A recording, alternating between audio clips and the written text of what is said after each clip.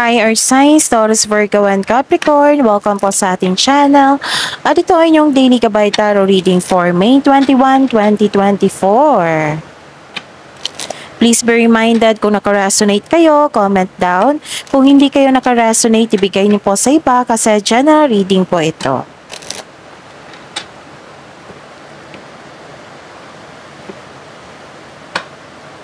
Pasensya na po ha, kung maingay yung background po kasi sobrang lakas ng ulan. Focus po kayo sa akin para may makuha kayong mensahe po. Maraming salamat po. Gamitin ang reading na ito bilang gabay lamang.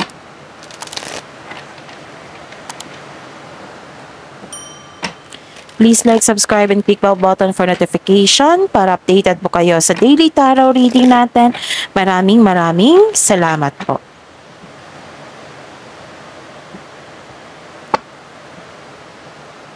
Spirit Guide, I need 3 cards po para kay Taurus, Virgo, and Capricorn ngayong May 21, 2024.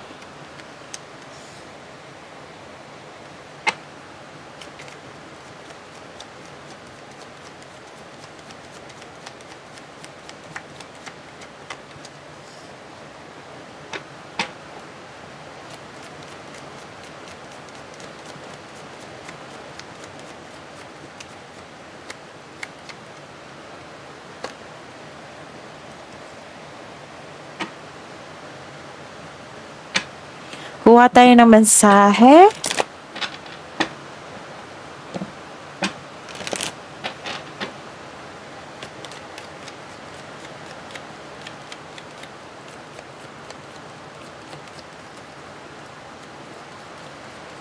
Spirit Guide, message po para kay Taurus, Virgo, and Capricorn ngayong May 21, 2024.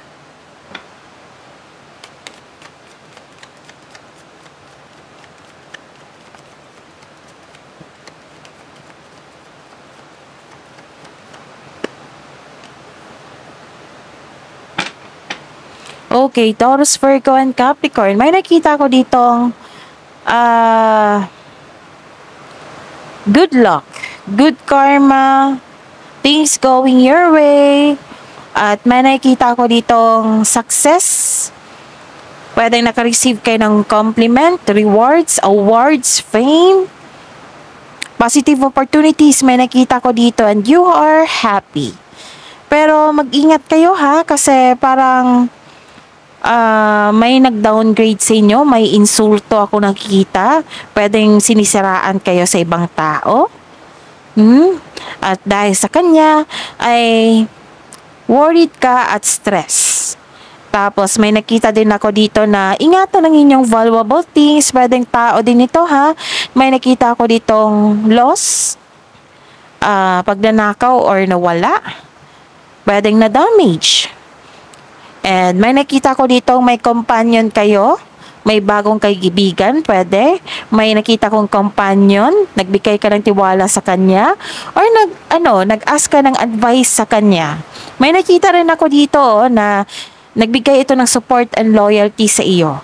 Tapos may nakita rin akong parang bumili kayo ng bagong pet. Ano ang mensahe para sa inyo, Taurus, Virgo, at Capricorn? Your dreams need a practical plan. And this is your energy also. And a win-win outcome is forecast. Spirit Guide, energy po ni Taurus, Virgo, and Capricorn ngayong May 21, 2024.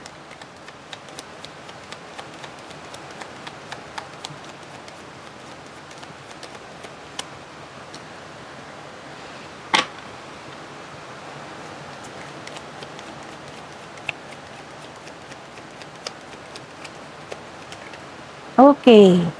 Kuha lang ako isa ha. By the way, Taurus, Virgo, and Capricorn, panoorin nyo po yung weekly Gabay Tarot reading nyo po. Kaka-post lang po. Okay? And sa mga suki ko dito na Taurus, Virgo, and Capricorn na humihingi sa akin ng monthly Gabay Tarot reading, nais kong ipaalam sa inyo na open na po yung June 2024. PM me for schedule po. At sa mga bago dito na gusto magpa-personal reading, ito po yung video nyo. Sa baba niyan may May 21 para kay Taurus, Virgo, and Capricorn. Sa baba po niyan may link. Oo, may link po dyan. I-click nyo po ang link and para ma-message nyo po ako for inquiry and for booking. Maraming salamat po. Okay? So, your energy. What is your energy? Taurus, Virgo, and Capricorn ngayong May 21, 2024. May nakita ko ditong nagkaroon ng conflict. Nagkaroon ng argument. Pwede din na challenge ito, ha? May pagkawala, paninirang puri. Ito yung sinabi ko kanina dito na may nag-downgrade sa inyo, may nag-insulto. Pwedeng kayo ito or pwedeng yung kapwa-tao na may pagkawala kasi, may paninirang puri or panulokong magkakanap. Mag-iingat sa mga sinasabi at ginagawa. Tapos, this card tells you na ang pagkakaroon ng pagtatalo o pag-aaway sa isang relasyon o relasyon to sa pwedeng pamilya, karelasyon mo, sa katrabaho, is a natural element of all relationship. Dito mo makilala yung sarili mo kung paano ka mag-handle ng ganitong sitwasyon. At dito mo rin malalaman kung right time na bang mag-walk away.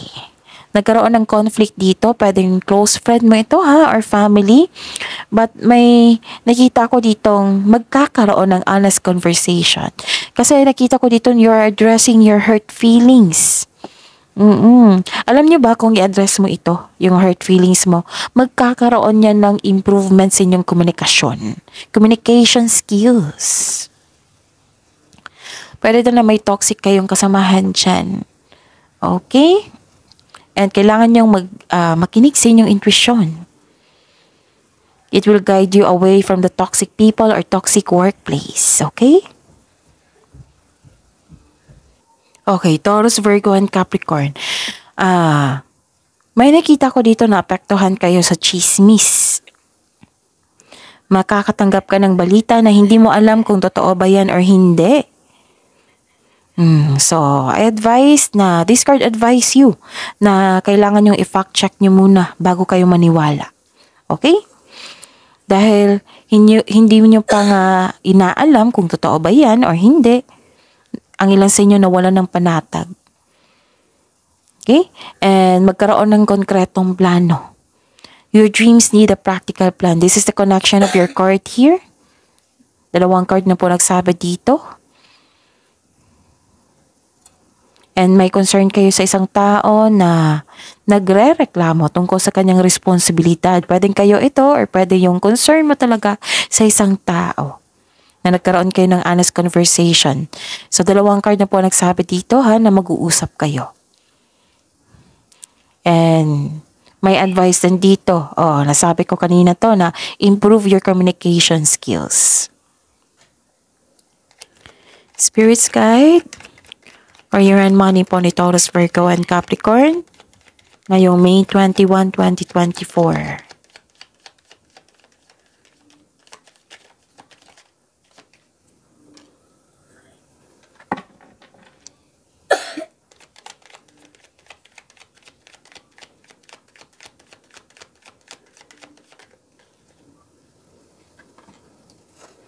Okay, may nakita kong offer dito.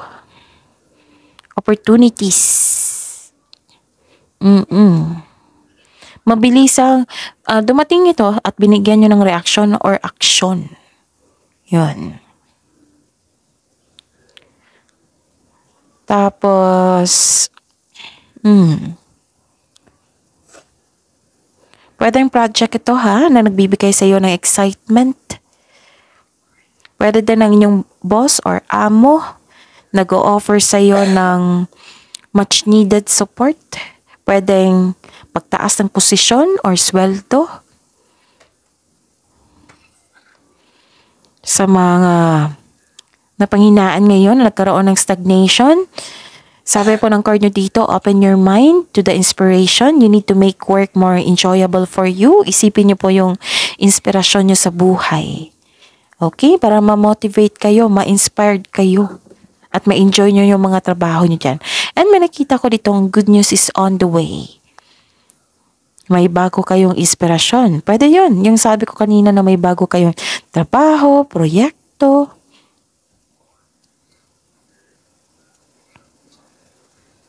May nakita ko ditong may against sa inyong desisyon. May against sa inyong desisyon. Pwede ding okay. For example kung may balak kayong lumipat, may tutol. Basta may tutol sa inyong desisyon. Okay?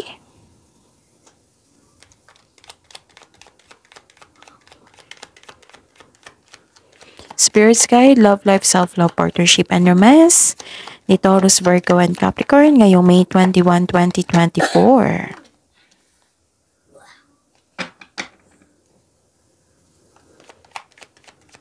And the clarification po.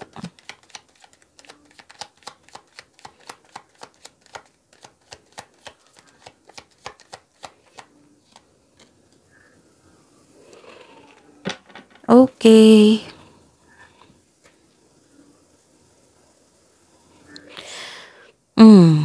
Nagkaroon na ng recovery dito.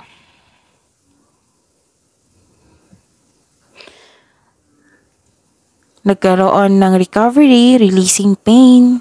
You're healing yourself from a heartbreak. Letting go sa mga pain at masasakit na alaala. Kahit malungkot kayo ngayon na naghatid ng disappointment sa iyo or heartbreak. Nag-make move kayo for recovery. Dalawang card nagsabi dito, nag-move on kayo. Yes. Kasi may pag-aaway, diba? Sa unang card nyo pa lang, may pag-aaway. So, dalawang card na po nagsabi dito na you're walking away from toxic relationship or toxic workplace relationship. Nagkaroon ng pag-move on. Actually, may gustong makipagkita sa inyo ngayon. The other day pa ito. Naulit na naman. Gusto nyo talaga magkipagkita. It might be fixed na ang kanyang desisyon. It might be you It might be this person. Fixed na kanyang desisyon na makipagkita sa inyo at gusto niyang humingi ng tawad. So, there is something better for you, Taurus, Virgo, and Capricorn. Kaya itong disappointment na ito is temporary lamang. So that is your reading, Taurus, Virgo, and Capricorn. Please like, subscribe, and click bell button for notification para updated po kayo sa daily tarot reading natin. Maraming salamat po.